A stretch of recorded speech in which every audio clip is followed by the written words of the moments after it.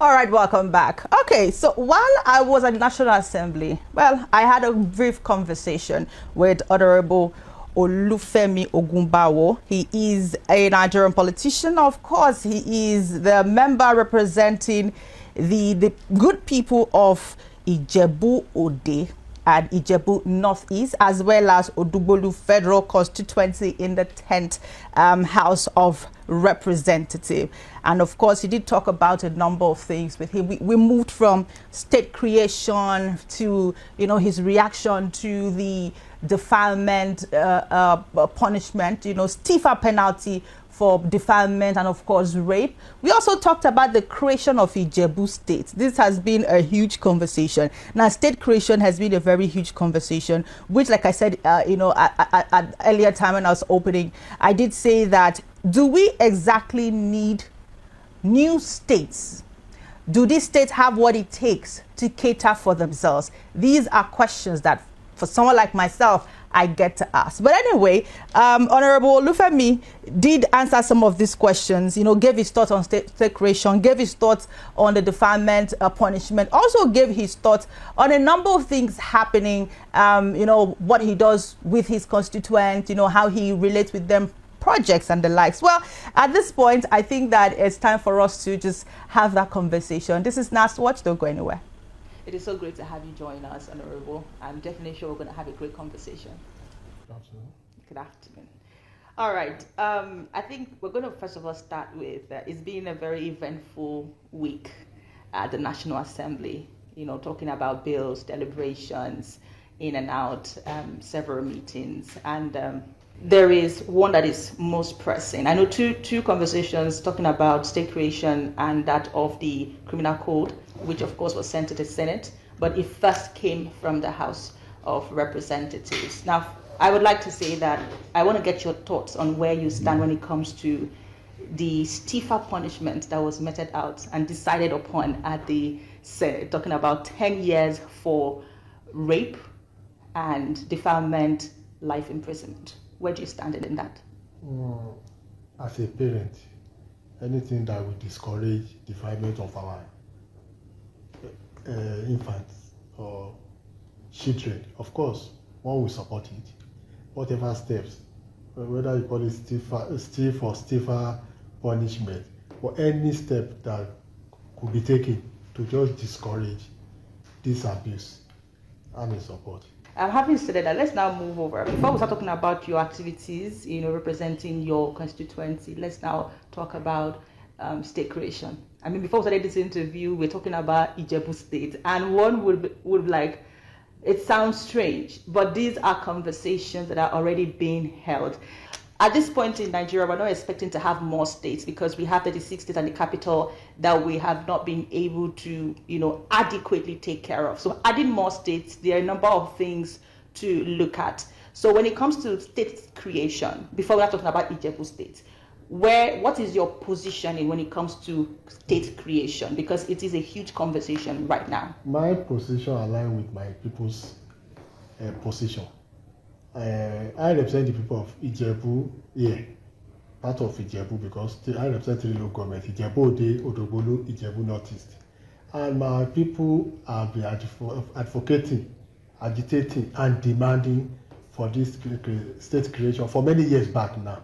Even because of the agitation, the Ekiti state was created, and many other states, Delta State, before now we have been on it. And our whole case is premised on justice, fairness, and equity. As at 1923, we have provinces in Nigeria, about 20 of them. Most of those provinces today have become states, except only Ijebu. It's only Ijebu province and Abeokuta province that have remained a state, the two of them together. Every other province, even Oyo province, out of Oyo province today we have Osun State, we have Oyo State, many other provinces like that. So what people are saying that in the interest of justice, fairness, let us have our state, the resources are there. When we talk of population, proposed Ijebu State will be about 3, the population will be about 3 million, above 3 million, or 5. And when we look at Ekiti, Nasarawa, and which other state, Bayelsa, they are nobody what the population of proposed Ijebu will be. And the resources, we have the resources. When this conversation came up in the floor of the House of Reps specifically, one of the honorables did say that one of the states is bigger than 3 states in the south. Okay, it provoked. So I want to avoid that here now. That is bigger than Bayelsa and some other. Do you believe states. that? I wouldn't know because it didn't show us the map or the basis for. But later, you apologize and you withdrew. Of course, So of course. you withdrew the statement. So I wouldn't know whether the proposed Ibadan state will be bigger than. But like I've been telling people, what they need in Oyo State maybe it's change of name because their own argument is that there was Ibadan province before as well, which has not become a state. But in Ibadan, we have the state capital and we have the seat of government here. Maybe the mistake they made was naming it Oyo State. Maybe it should have been named Ibadan State. So what they really need is change of name, not creation of a new state, unlike we the Ijebus. That they have not even created a state out of old Ijebu province at all. They have only merged 2 provinces together, Abeokuta province and Ijebu province. Can you help Nigerians get to understand some of these resources that Ijebu State is going to be banking on if it eventually scales through? If we eventually have our, apart from federal allocation, I've just told you that we have deep support, that we have not even tapped, we have oil, that we have not even tapped into clay and many other mineral resources. And these resources are enough to cater for the people and the state. We have state already created that they don't even have half of what I'm talking about.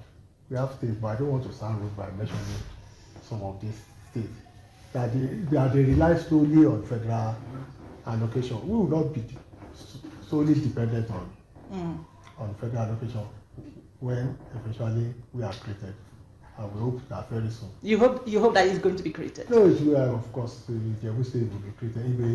It may take time, it may even be sooner than we are expecting. But Okay. one day, very soon. We'll keep our fingers crossed. We welcome you to Ijebu State. I'll be glad to be there and And have a celebration. Very, very soon. Okay, let's now talk about, away from state creation, let's talk about, your activities, in your constituency. I do know that you have really done a number of things for your people as an effective representative.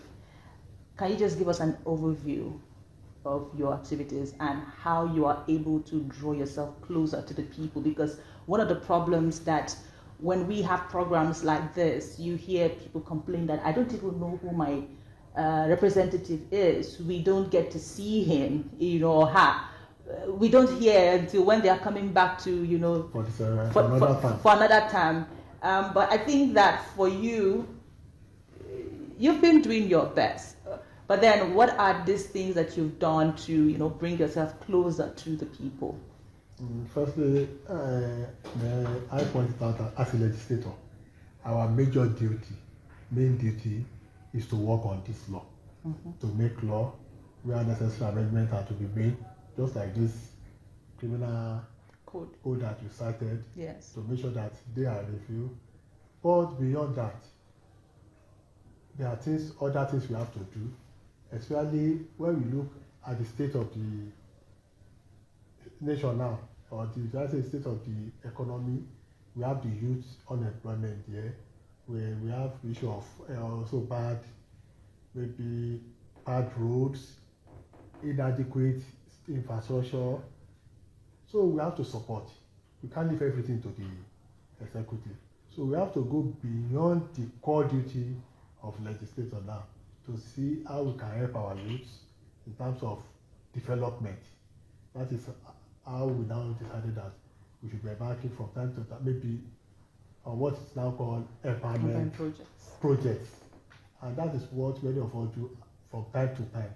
At times, some of these resources is not even from government allocation, because when people do say we are giving consultancy project for 2024, we are giving 200 million consultancy project. Not that they will give us this money. That's what many people don't know. Not that they will hand over 200 million to you. They will only ask you to recommend projects, not worth more than 200 million to be handled by federal government agencies. You only recommend projects, and these projects, like in my own case, we use it to repair. We recommended roads in the 3 local governments. So was that the main concern of your people? Road is part of it. I've mentioned it. The road is part of it. But beyond that, we have to embark on other projects. When I was campaigning, I promised my constituents that if they can go and engage themselves in artisan training, like sewing, fashion designing, I promise that I will assist them with equipment. So it's a promise made that has to be fulfilled. So when I go out here, I have to look into how to. And there are a lot of people, I think I've distributed. Why did you make those promises? Knowing fully well the primary responsibility of we still need to assist our people. They are our children, they are our brothers and sisters. When you know that everybody is looking for white collar job, and we all know that these jobs are not readily available. We have many graduates roaming the streets. So you advise them, why don't you engage yourself until you get that job? Not that you won't get one day. And why don't you engage yourself? Maybe in tailoring, fashion designing, whatever. Basically that, skills. The skill that they will tell you, if we engage in this thing, how do you get the equipment? Okay, let's see what can be done. In my case, I have distributed more than 300 sewing machines. We also advise people go into farming. We will assist with equipment. We will assist with little we can.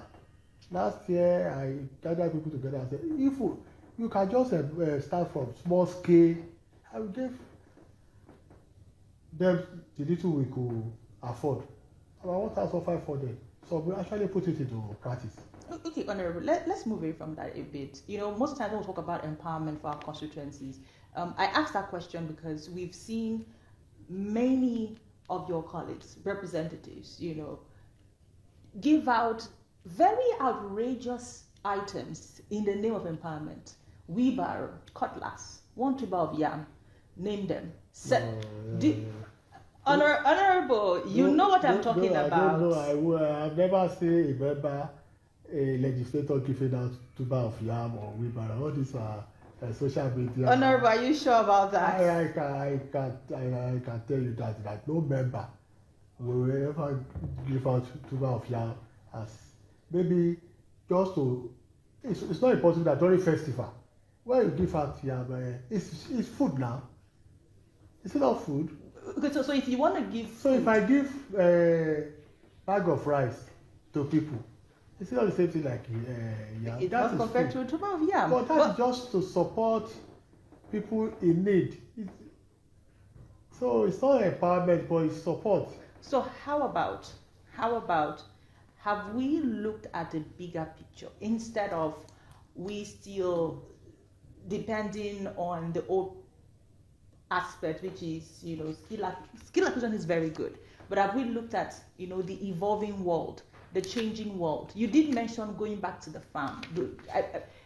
Some of these people just don't want to go to the farm. What if they want something else? Why is it that they don't want to go back to farm? Everybody mustn't be in the farm, Honorable. At the same time, everybody must not be in the office. Some people want to do tech. Some people want to explore the world and be innovative. That is what technology. I said, that until that opportunity will come, until they will get such opportunity, I think they should engage themselves with something. Be it barbing, be it fashion designing, be it tailoring and whatever. Until they will get to that, and they can still be doing this one on a part-time basis, if when they get that office job. Okay. And earlier you talked about allocations not coming as it's supposed to come. And you talked about the fact that sometimes you just have to try your best to do some of these activities because you've made promises to the people. This might be a very dicey one, but do you think that it was the promises that you made to your people that made them voted for you? Apart from the promises made too, you know, my people, we have been together. Even when I became House of Representatives, and nearly every weekend, I travel home. So I live with them. Not that I will stay in the city and leave them in the... No, so they know me, and I know them. And I know that I've been staying with them. I schooled there. If when I was working in the neighboring state, I used to travel home nearly every weekend. So we know ourselves. So for many reasons, and I've been serving them in many capacities before. Various capacity, the Development Association, I was an officer. I was first a commissioner in the state. So they know me. So it could be part of the assessment and the opinion they have formed. It won't be because of that promise of equipment alone. But it's also part of it. When you ask somebody to go and train, to acquire a skill, and you point and give them equipment. Of course, they want such person to get to the office so that they can have the equipment. And to the glory of God, we have been trying to support. We have really tried without boasting that to make sure we make them happy. And we'll continue to do. As we move forward, I mean, you know, in presenting your people, what are those things that you'd want to do for them? And also, what are the ways that you've been able to get feedbacks? Because it's one thing to represent your people in the House and, you know, speak on bills, propose bills that you think will benefit them, right? And there's another thing for you to actually get feedback to say, okay, what our representative is talking about is for our interest. How do you get feedback, and how are you sure that the things you deliberate on in the House really goes to large? Yes. Well, I have told you that I still live with them. So we interact daily or weekly basis, because when I go home for weekend, they will visit. And when we have social functions too, we meet and we discuss, we review the situation. But beyond that, we have stakeholders engagement. Okay. Where we will report back on our activities, and we also seek for the idea or opinion on what we are doing. There are things that we will say, this is what we want to do. They will tell us, no, that's not our priority for now. And make suggestions, alternative suggestions. So we still engage. It's on a regular basis. So to some people, they don't even believe. At times they ask among themselves that, do I really go to Abuja? Because on Monday, you tell them you are going to Abuja. Friday, they are seeing you again. Or if when there is a function during the week, I'm prepared to go back to my base for the weekend. On Monday or Tuesday, you see me again. We have always been interacting and I've been relating with them. So it's not that we just sit here in Abuja and decide for them. No, we seek their input to what we are doing. Okay. As we get set to wrap up, Honorable, I have this very one question which I'd like to get your thoughts. A lot of people, how would you describe generally the situation in Nigeria right now? Some persons believe that the 10th Assembly is not speaking the mind of the people. They believe that some of the bills being passed, some of the deliberations being made are not exactly speaking the mind of the people. You just said what about this bill now that was... This was this bill really applauded. The criminal code, you know, was really applauded. You are saying we are not speaking the mind of the... This is one out of many. Which other one have we passed that did not reflect the wishes of the people? We were not elected to come and fight the executive.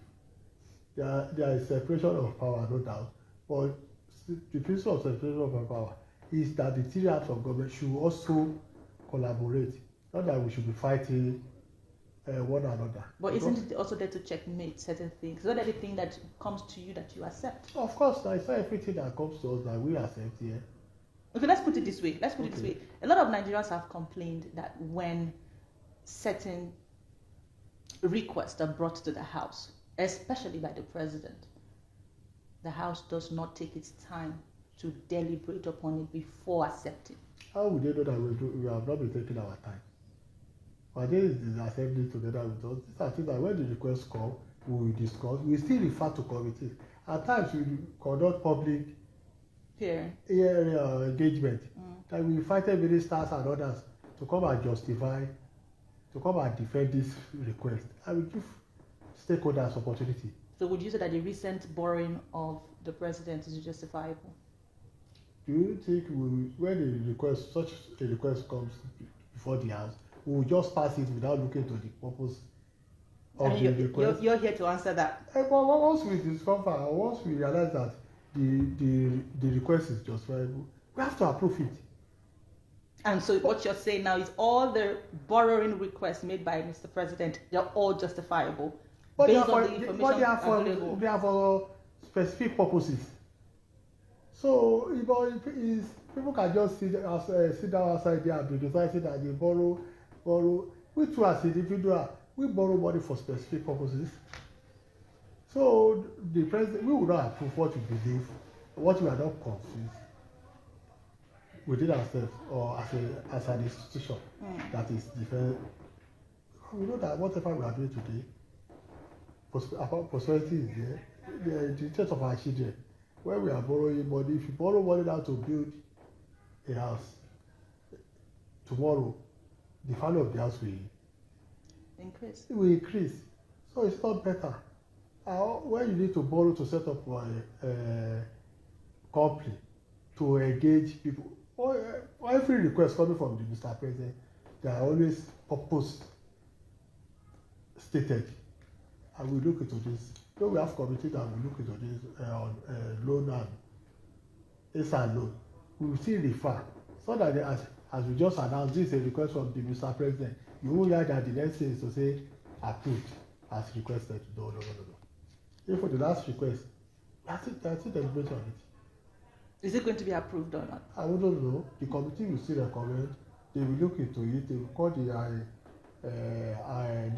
ministers or directors concerned to come and justify. If they are confused, they will recommend to us. Therefore, there will still be. We will still deliberate on it, not reciting our recommendation. Okay. So.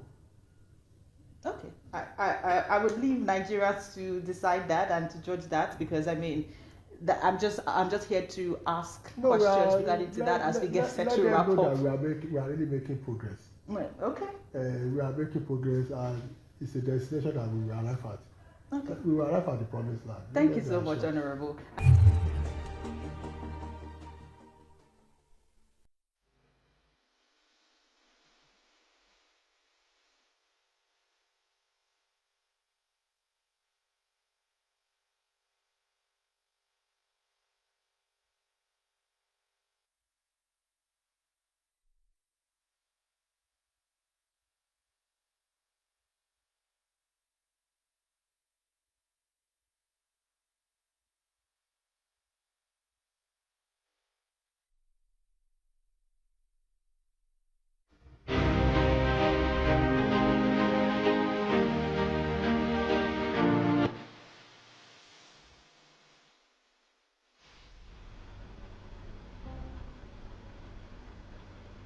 And that was a really brief, not so brief conversation with Honorable Olufemi, of course, Ogunbanwo. He is a member representing Ijebu Northeast, and of course Odugbolu Federal Constituency in the 10th House of Representatives. Now, I hope that the people of this constituency have been able to listen to their, representative. If everything he said that he has done for you is correct, well, it's up to you to probably give him a thumb or speak up and say no. Part of the things he said are actually not real. Now, he did make some very important points we just wanted to touch on before we run out of the studio this beautiful evening. Now, we did talk about the issue of some lawmakers giving out tubers of yam, which the lawmaker said that he has never seen any lawmaker distribute tubers of yam, a tuber of yam to his constituents. Now,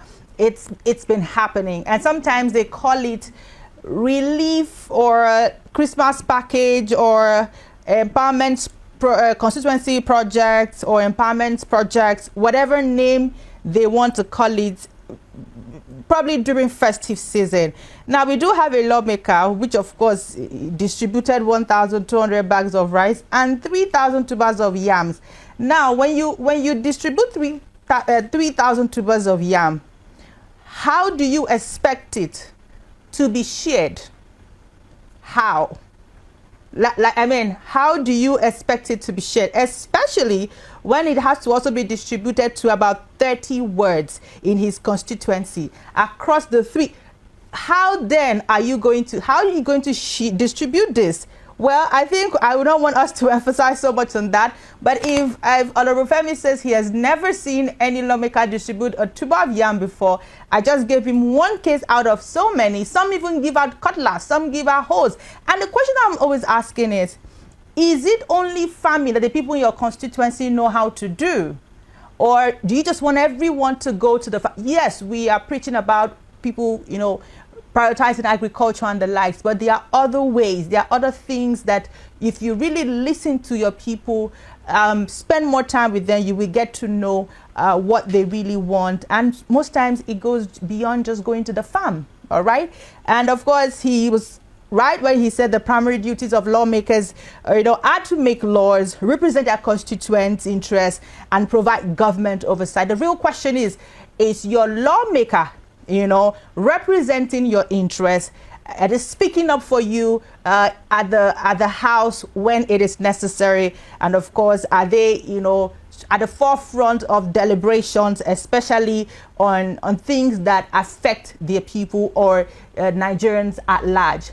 Is your lawmaker very, very vocal? We have some lawmakers who year to year, month to month, they don't say a word. They just sit there in the house. Some don't even come don't even come for plenary. Now, before I run out of the studio, there is one particular aspect which is a huge concern, and which I would just ask the question and pause right there. Why is it so difficult to assess our lawmakers? Why have they made it so difficult to assess them?